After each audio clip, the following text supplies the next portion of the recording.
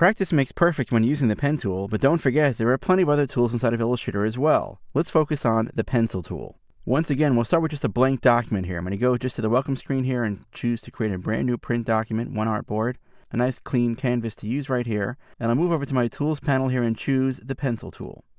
Now the reason why I like to talk about the pen tool and the pencil tool in context is because they are actually exact polar opposites of each other. Remember, what was the key takeaway that we spoke about when we were using the pen tool? The pen tool plots anchor points, and then the paths are drawn automatically in between them based on where you position those anchor points and based on the types of anchor points that you create, be they corner anchor points or smooth or combination points. However, with the pencil tool, you do the exact opposite. The pencil tool allows you to draw more along the same lines as that you would use a regular pen or pencil on a piece of paper. You basically click and drag and create the path that you want to create. When you release the mouse, Illustrator goes ahead and figures out where to plot the anchor points.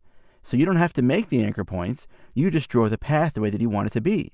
Sounds wonderful, doesn't it? I mean, why go through the whole kind of backwards thinking process of plotting where the anchor points go and then worrying about what types of anchor points to create when, hey, Illustrator's a computer, let it figure all that out.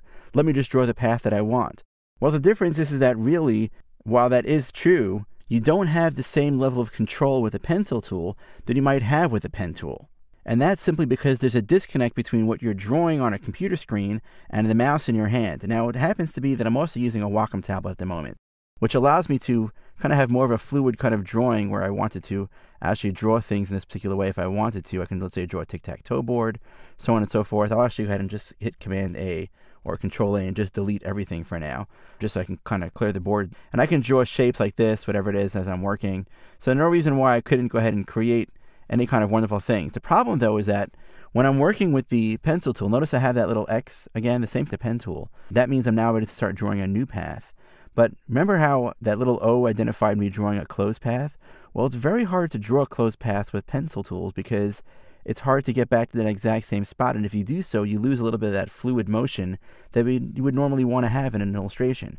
So for example, if I wanted to draw some kind of closed shape, I would kind of start by kind of drawing a shape like this and then coming back here and having to really kind of get close and then kind of see where that particular circle was. And it would be hard for me to try to find that.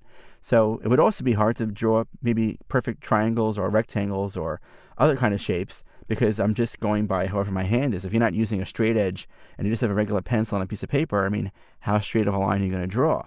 So there is a difference, or I would say there are benefits and pros and cons to using the pen tool versus the pencil tool. But the pencil tool does have some really nice things inside of it. Let me show you what I mean. So I'm going to just select all this and delete this. I'm going to go over to the pencil tool right here for a second and select it. I'm going to draw, let's say, a shape like this. Well, watch this. I'm going to just simply start drawing on top of it and go this way. And you see how it modified that path? I'm using a Wacom tablet right now, but I'm basically moving my pencil basically over the shape. See how the X disappears when I get close? And now when I click and let's say I drag this way, see how it kind of curves and modifies that path? Well, think about how real artists use pencils on paper. They start sketching very lightly because they want to get just a basic idea of a shape. And then they start darkening the lines when they get the shape that they like. Well, in a digital way, this is kind of somewhat close, where I draw a shape, maybe I'm not that happy with it, I want to kind of modify it somewhat. So I could just simply draw again over here and basically kind of make sure that I'm either smoothing it out or that I'm drawing it in a shape that I really want that particular shape to be. This is really a nice feature that exists with the pencil tool. So you can start drawing a shape and then continue to draw it until you're happy with what you get. I will tell you that there are certain times, let's say I want to create a new path, kind of like a branch of a tree that kind of branches out this way. Well, when I click and I drag, it modifies that path. I didn't want to do that.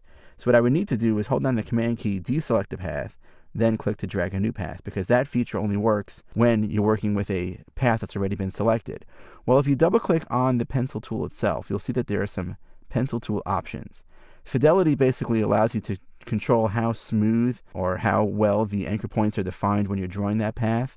The smoothness also allows you to, let's say you have a very jittery kind of hand or you're using a mouse, then as you kind of draw the path, Illustrator has like this stabilization kind of feature where it kind of smooths out the path so it doesn't look as jittery.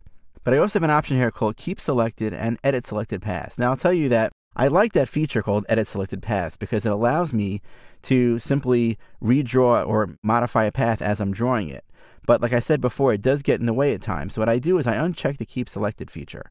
That way, when I draw a new path, it's no longer selected. So I can go ahead and draw new shapes out that way. If I decide that, you know what, I don't like the way that one looks, I'll hold down the Command key. Remember, the Command key is the keyboard shortcut that temporarily returns me to the last selection tool that I was using. I'll now click on that, and now that I've selected it, now I can draw over it and I can modify it. Now I'll just Command click off of it to continue drawing more again. So that's how I use the pencil tool. The pencil tool is great. It's a wonderful feature, but I wouldn't rely on it as being the tool to use. The pen tool is still going to be far more important, especially when we're talking about editing existing files. So if you do have a Wacom pen though, by the way, if some kind of pressure sensitive tablet, then the pencil tool does take on a new meaning. It does become more readily available as a tool for sketching and drawing. But at the same time, remember, if you have a mouse, it could be a little bit difficult to kind of get that translation or that feel of actually drawing on a computer screen. We will explore later on in our title a feature inside of Illustrator called brushes, or the paintbrush tool, which can allow us to extend this way of drawing to a whole new level. But for now, you have a basic understanding of what the pen tool does inside of Illustrator and what the pencil tool does inside of Illustrator. And again, the main differences between them here is that the pen tool allows you to plot anchor points, and then Illustrator figures out where the paths go.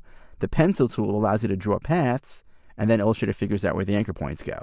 So it's an either-or kind of thing. You give up some level of power, but you get some level of fluid motion with the pencil tool that you don't get with the pen tool. The beautiful thing is that both tools are available to you.